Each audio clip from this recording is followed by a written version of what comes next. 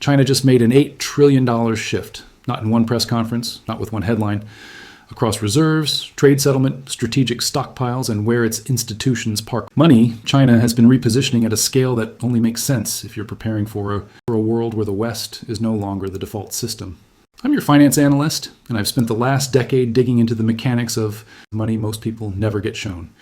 If you've ever felt like the financial system is designed to keep you running in circles while other people build wealth effortlessly, if you've suspected there is a playbook the wealthy follow that nobody ever taught you, hit subscribe and buckle up. Because today we're not talking about budgeting tips or side hustles. We're talking about the hidden plumbing of global money, how power really moves, how markets really break, and why that matters for every dollar you earn. $8 trillion is not a rebalance. At that size, you restructure like a supply line, like a contingency plan. Like you're moving capital and trade routes the way a state moves logistics before a crisis. And here's what most investors miss. This isn't just a China headline. This is a pattern. A rising power doesn't challenge a dominant power by announcing it. It challenges it by quietly changing the plumbing, how trade gets paid for, where reserves are stored, what assets get owned, and which dependencies can be turned into pressure. And because it's plumbing, it's invisible until the day it breaks. You don't notice pipes when they're working. You only notice them when your whole house floods. That playbook has shown up again and again in modern history. Different players, different decades, same sequence. And the most dangerous moment is never the first move. It's when the dominant power still thinks it's normal market behavior, while the rising power is already building the exit. That's where we are now. We're not at the beginning of the story. We're not in the early, they're just a trading partner phase. We're deep into stage 3, the phase where the collision becomes a math problem, not a debate. Because once enough leverage is accumulated, the question isn't if the relationship can be weaponized. By the end of this video, you'll be able to look at the signals: reserve shifts, settlement rails, commodity stockpiles, swaps, and asset reallocations, and recognize the pattern in real time. And more importantly, you'll understand what stage 4 looks like, so you're not blindsided when it stops being geopolitics and starts being your portfolio. Here's the framework. 4 stages, same order. Stage 1, dual dependency. Trade explodes, supply chains fuse, money moves freely, both sides profit, corporate margins rise, consumers get cheaper goods, politicians celebrate cooperation, and everyone repeats the lullaby. Conflict is impossible because the economies are connected. Stage 2, asymmetric accumulation. One side stacks strategic advantages, reserves, production, leverage, while the other side stacks debt, complacency, and assumptions. It still looks like prosperity, but the balance sheet is quietly changing hands. Stage 3, strategic repositioning. The rising power quietly diversifies away from weak points and builds alternatives. New trade routes, new payment rails, new settlement options, while publicly performing cooperation, smiles at summits, signs, deals, talks, partnership. But behind the scenes, it's building an exit. Not necessarily military war, something more modern, more deniable, and often more effective: economic war. And here's the simplest way to frame what comes next. Stage 3 is where the weapon gets assembled. Stage 4 is where it gets used. Stage 4 is the controlled demolition, not accidental, not market panic, deliberate. This is the point where interdependence flips, where connection becomes control. If you depend on my factories, I don't have to ban exports. I can slow bottlenecks. If you depend on my capital, I don't have to announce anything. I can exit quietly. If you depend on my settlement rails, I don't have to win a war. I can change the rules of who gets access and who doesn't. And the empire always has the same problem in stage 4.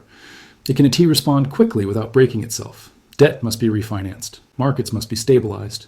Inputs must keep flowing. Politics moves slower than crisis.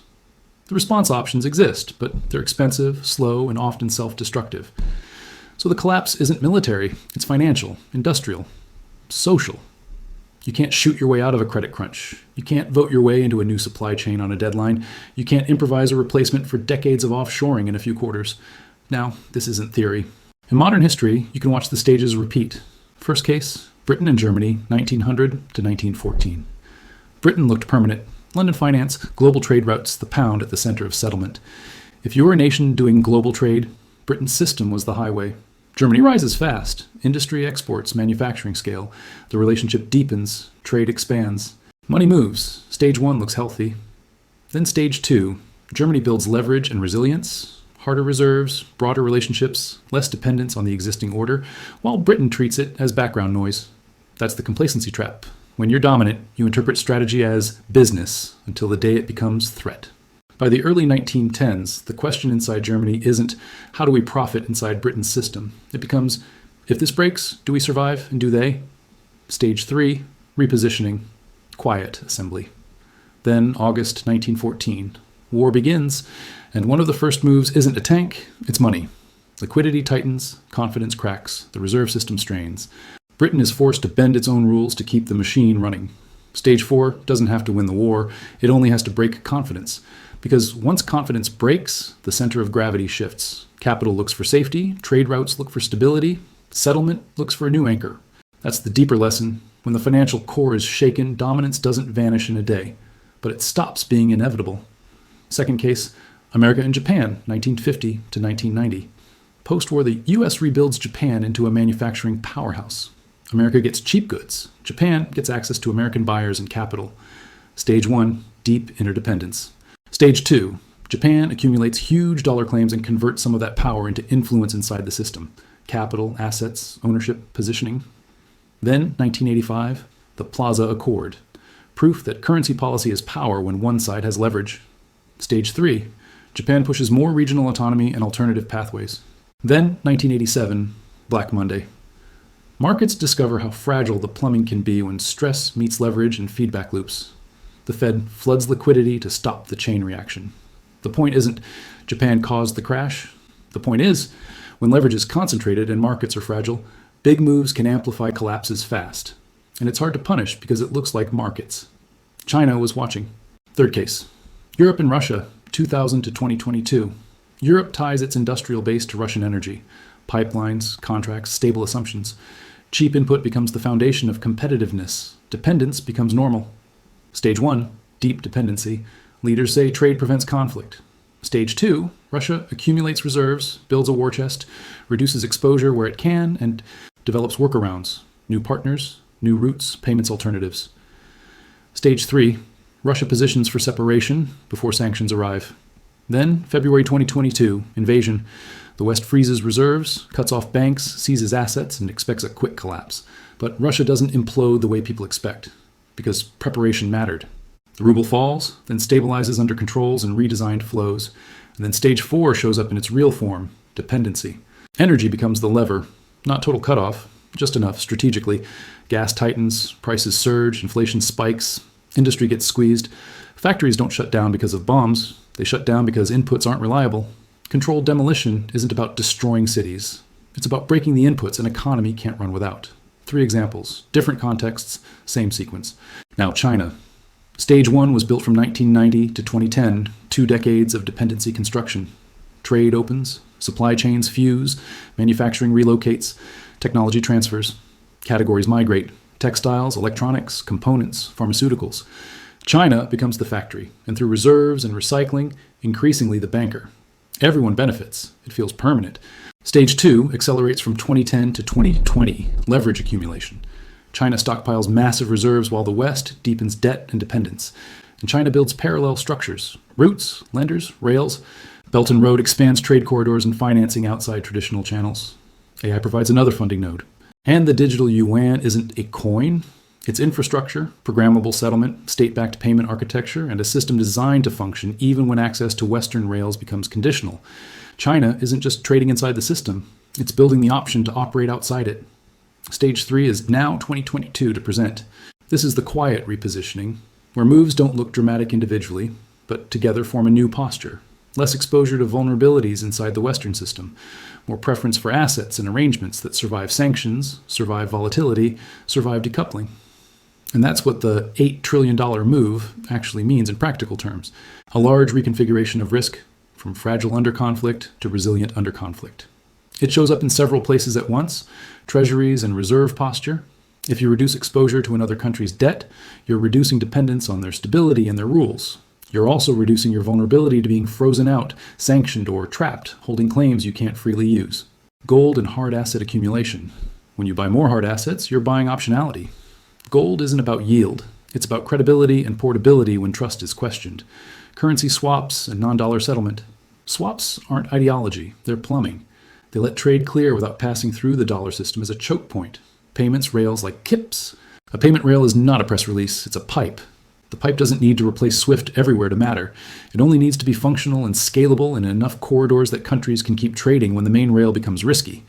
Strategic stockpiles. Energy, metals, food, these aren't investments. They're survival inputs. If you're building reserves of physical necessities, you're preparing for disruption, scarcity, or weaponized supply constraints. And here's the key. None of these moves are one-off. They interlock: reserves, settlement, stockpiles, supply chains, all building one thing: optionality under pressure. And then comes the part that matters for timing. Late 2023 onward, state-linked capital signals start pointing in one direction: reduce exposure, pull back, de-risk from Western assets and vulnerabilities on a faster timeline. Some call it an order. Some call it internal guidance. Either way, the direction is the same. Get out of the blast radius. And once you accept that, the next question becomes obvious. What does stage 4 look like if China ever decides to press the lever? Not one dramatic move, 3 moves layered. First, pressure the dollar core. Not necessarily dump everything in one day. That's the cartoon version. The real version is quieter and harder to counter. Faster reduction in exposure, routed through intermediaries, paired with swaps and alternative settlement, timed around market liquidity. Bond yields don't need to explode to do damage. They just need to rise fast enough that refinancing becomes painful and confidence becomes fragile. And if you don't understand why that matters, here's the simple version. Modern markets are built on rolling financing. Governments roll debt, corporations roll debt, consumers roll debt. A small rate increase over a long period is manageable. A fast move at the wrong moment becomes a crisis.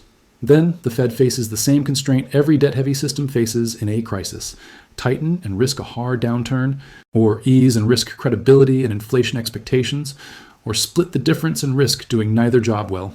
The details change. The constraint doesn't. Second, squeeze the physical economy. China doesn't need a blockade. It doesn't need to cut off the world. It only needs friction at bottlenecks, export licenses, slower approvals, inspections, quotas. Not everything, just choke points. Because the physical economy breaks at weak links. It breaks where there is no substitute at scale. It breaks where lead times are long and inventories are thin.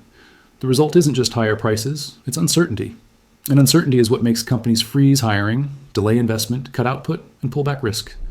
Companies don't fail because one shipment is late. They fail when the system can't trust lead times, inventory, or costs for long enough that the business model collapses. Third, offer the exit ramp. Pressure plus alternative is what makes stage 4 powerful. Settle trade in yuan. Route payments through CIPS. Expand swap lines. Offer better terms to countries that move early. Finance projects and commodities on a different rail. Not a fantasy replacement overnight. An operating package that works when the West tightens controls. And countries don't take that deal because they love China. They take it because they need continuity, energy, inputs, trade flow, and a way to keep their economy moving without stepping into a sanction minefield. That's stage 4, controlled demolition. Not through missiles, through leverage, through dependencies built over decades. Now here's where most people get it wrong, because they want comfort more than clarity. Lie 1, this time is different. China needs us as much as we need them. Interdependence doesn't prevent conflict, it creates the weapon. And the more alternatives China builds, the less mutual the dependency becomes. The question isn't, does China benefit from selling to the West? The question is, can China withstand a break better than the West can? Stage 2 and stage 3 are about building that answer. Lie 2, the dollar is too big to fail. Reserve currency status is conditional. It rests on trust, stability, and the belief that the system is neutral enough that your reserves won't be turned into a weapon against you. Every time reserves get frozen or rails get weaponized, the world gets another reason to build alternatives, even imperfect ones. China's goal isn't to replace the dollar everywhere overnight. It has to make the world less dependent on the dollar, in enough places that dollar pressure stops being untouchable. Lie 3. America can respond. Not quickly. Supply chains don't rebuild on command. Semiconductors take years. Pharmaceutical inputs take years. Minerals processing takes years. Industrial capacity takes time, permitting labor and capital. And military power doesn't fix lead times, inventories, and costs. That's the trap. Your options exist, on paper, but not on the clock market's use. Economic power doesn't help when your system is built on refinancing, and a rival holds leverage over the inputs and the pipes that keep it stable. The response options are limited. The response time is slow, and the market reaction time is instant. So where does that leave you? You don't panic. You don't bet your life on one prediction. You position for a range of outcomes with the same theme: separation, friction, volatility. First, treat late 2026 as a risk window, not a guaranteed crash date. Earlier is possible if something accelerates. Later is possible if more preparation is needed. The window matters. Second, reduce exposure to assets priced on business as usual. If a business depends on uninterrupted Chinese inputs, predictable shipping, stable component costs, under stress, that's not a moat, that's a liability. Same for any asset priced on the assumption that global stability is the default and rates stay easy forever. Third, increase exposure to what benefits from separation. Reshoring and redundancy don't happen for free. Someone gets paid to build them. Industrial build-out, logistics rerouting, energy infrastructure, strategic materials, defense and cybersecurity, food security. Fourth, diversify store of value and currency risk. Gold is the classic trust hedge. Bitcoin is a different hedge, volatile but outside state control. Neutral jurisdictions can reduce single system risk. Fifth, build a practical buffer, not prepper, just sensible. If supply chains tighten, pain shows up as availability and price. Critical meds, essential items, key electronics, hard to replace parts. And understand this, it isn't just you. You can already see institutional behavior shifting, reserve diversification, elevated gold buying, more bilateral settlement, more hedging, more geopolitical risk pricing. Insiders don't wait for the headline. They position for probability because the penalty for ignoring the pattern is always the same. You get trapped in the asset that only works if nothing changes. That's how people get wiped out. Not because they were stupid, but because they were sure the system would stay stable long enough for them to exit. The pattern doesn't care about beliefs. It cares about leverage, timing, and preparedness. China's multi-trillion-dollar repositioning is real. The alternatives are being built, the dependencies are visible, and the window is closing. The only question is whether you adjust early enough, before the crowd rushes. Because once stage 4 begins, the crowd doesn't rebalance. The crowd stampedes. And by the time it feels obvious, a lot of it is already priced in. So if you want part 2, where we break down which sectors get hit first, which assets tend to hold up, and what the early warning signals look like week by week, subscribe. Turn on notifications. What you do in the next 12 months will shape what you can do in the next decade. Choose your positioning before the market chooses it for you.